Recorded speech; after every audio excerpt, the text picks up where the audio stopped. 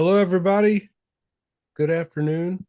I'm Dr. Mike Saag. I'm at the University of Alabama at Birmingham, and joining me as a co-host today is Dr. Henry Masur of George Washington University in Washington, D.C. Welcome to this course on HIV medicine.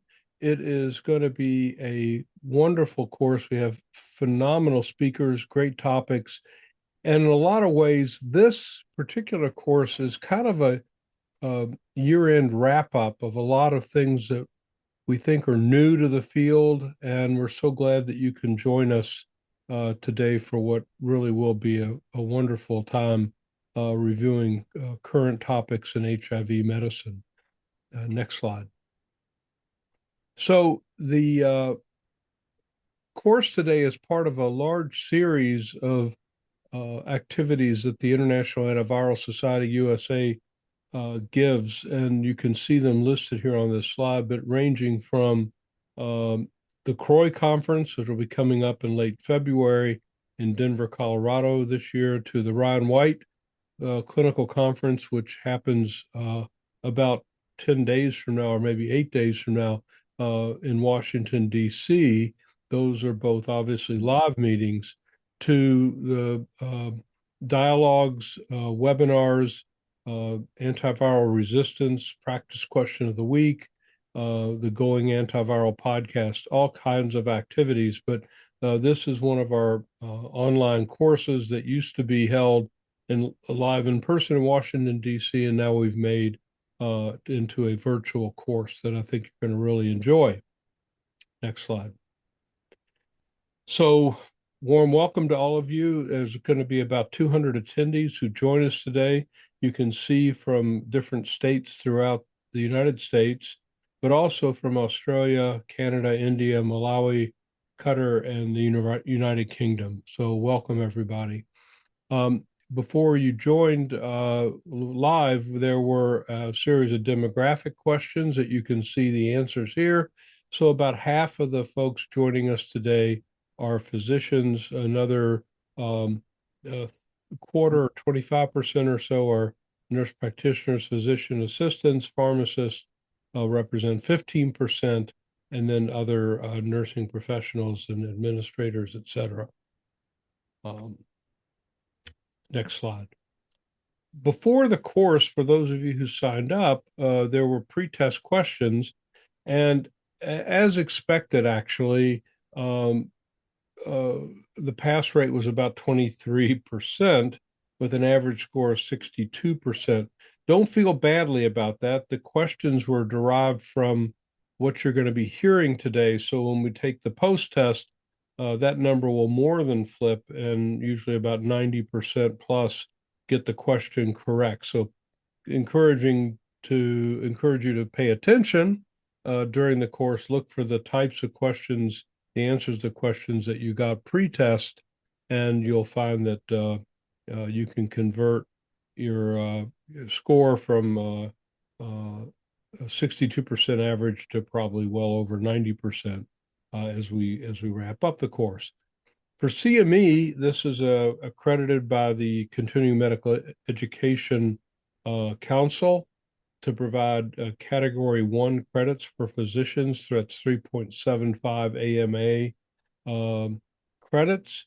But also we give ABIM maintenance of certification points, 3.75 nursing contact hours, 3.75 pharmacy pharmacotherapy credit, and pharmacy contact hours. So everyone can find something here to help in terms of keeping up with your CME activities.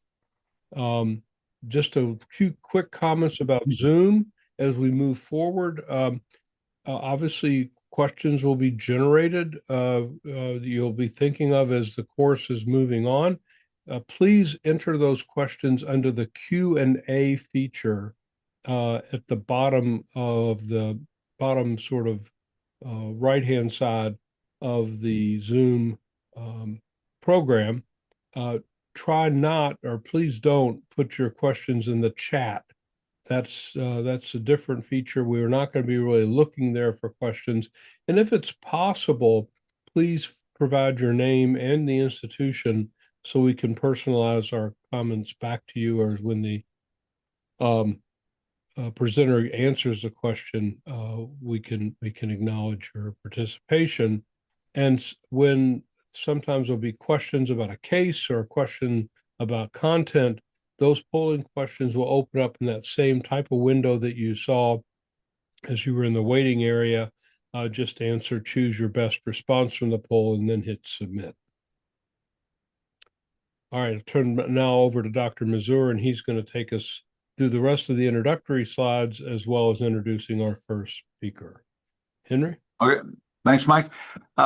Before I do this slide, let me just reiterate. First of all, it's great to see that we have a multidisciplinary audience because we're also accustomed now to dealing with our HIV patient population with a multidisciplinary team. It's also great to see how many people are here to look at data, because I think certainly we all realize in this era, focusing on data is important. And I'm glad to see that there's so many people who want to see both the data and hear what some of the experts, how they interpret that data. Some of the housekeeping things, we're able to keep the cost of this course down by grant support. We appreciate the support that's listed here. Next slide. Financial relationships are always an issue. Mike and I have looked at the potential conflicts of interest and recognize that there aren't any we think are exclusionary, but they're all listed in the program if you want to look at it. Next slide. The presentation slides are all going to be available in the e-syllabus on the course website, so you don't have to take copious notes. You'll have them all to look at after the course. Next slide. I think you've all seen the agenda.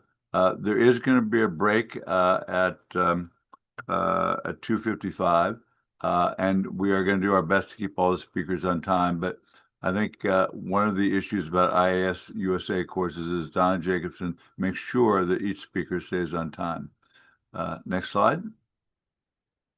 So this is the course, and I think we're ready for our first speaker.